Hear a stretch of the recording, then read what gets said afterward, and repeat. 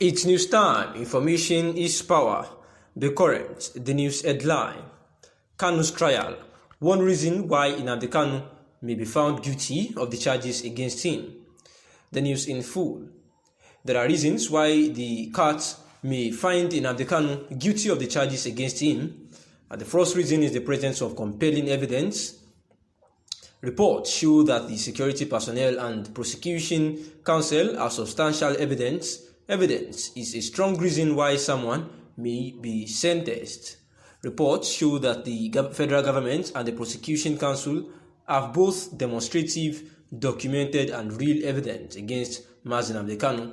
Records of his radio broadcasts and clips of his publications through his social media are demonstrative evidence. If the prosecution counsel admits that their evidence and proves beyond reasonable doubt that the 54-year-old is guilty of terrorism and inciting violence, the court may find him guilty as charged and pronounce judgment. The prosecution must aver that Nnamdi Kanu insisted on violence and refused to go through any peaceful approach. They must also prove that all his utterances were intended to purposely incite violence. If they can give concrete evidence that his broadcast on the 28th of April 2015 contravened Section 357 of the Criminal Code Act 2004, then it's just steps to finding him guilty.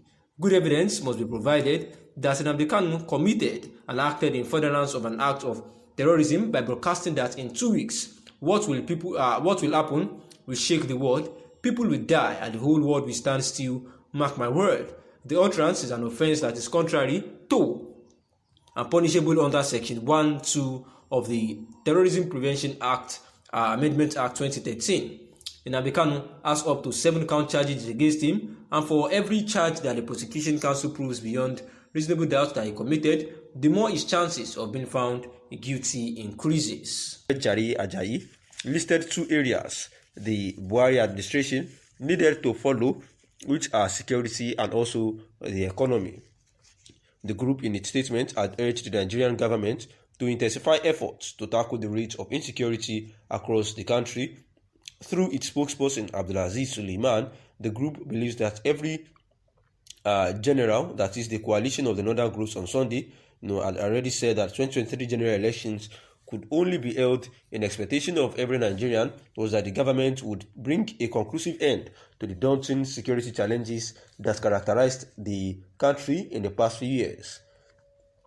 In the writer's opinion, the federal government was right to proscribe the IPOB to a terrorist group, while some of the socio-cultural groups were lamenting about Boko Haram elements that has taken part of the Borno state for years without any challenge from security personnel. They have also forgotten to include IPOB, who with their recent instructions have shown that they don't want peace in the southeast. IPOB, with its recent statement, has shown that it is not a socio-cultural group, but a terrorist group. They have done this by daring the Nigerian government, also by imposing themselves on fellow citizens. Saying that as part of the action plans for the year 2022, the group, just like the Boko Haram, has already said that they don't want to be part of Nigeria, and according to the group, there shall be no more Nigerian national anthem sung in schools in the southeast region. Furthermore, the group said that children of the southeast must no longer be reminded that they are under oppression by singing the national anthem of the oppressor. The IPOB also urged school authorities and proprietors to teach the students the Biafra national anthem instead. And what IPOB has failed to understand is that every citizen in southeastern states has equal rights to decide what sovereignty they want to obey.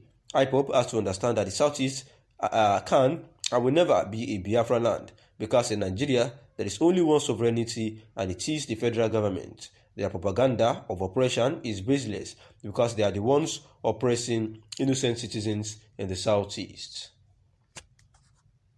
The terrorist group had banned the slaughtering of cows raised by Fulani herdsmen during festive seasons in the southeastern region, instructing that native cows will be used instead of these events. And sadly, if the citizens were to disobey these instructions, other than the ones they want to obey, there will be senseless destruction of communities and the unprovoked killings of defenseless citizens.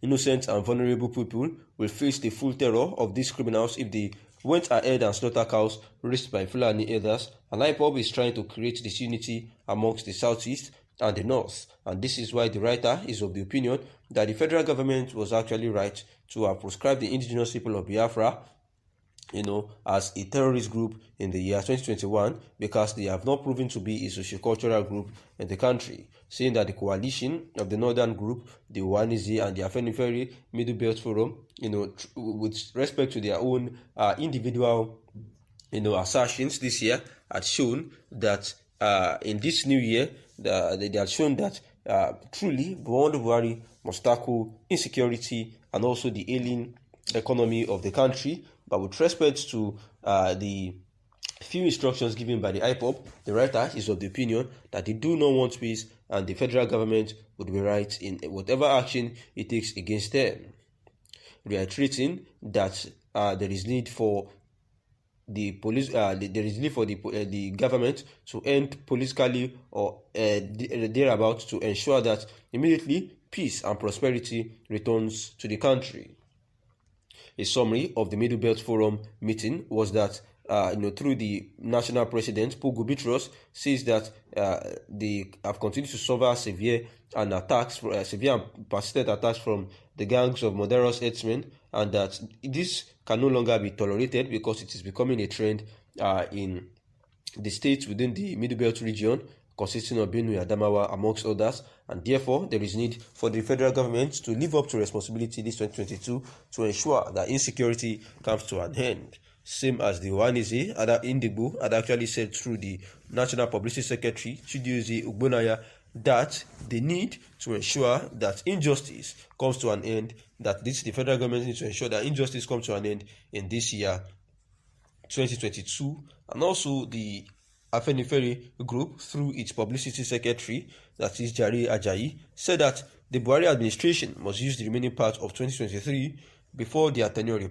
expires to right the wrongs that have occurred since it is in power, especially one of the agitator of the Yoruba nation, who is still at the detention of the Benin Republic facility, that is Sunday Adeyemo, more popularly known as Sunday Igboho, saying that all these things and the other areas of security and the economy must be the necessary focus of the President Muhammadu Buhari before 2023 and ensure that it settles out everything needed.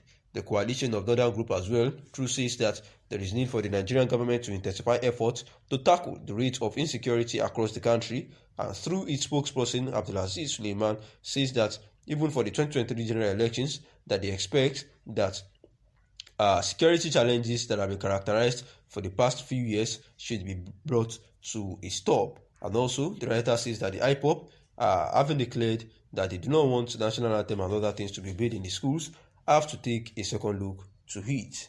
Thanks for listening.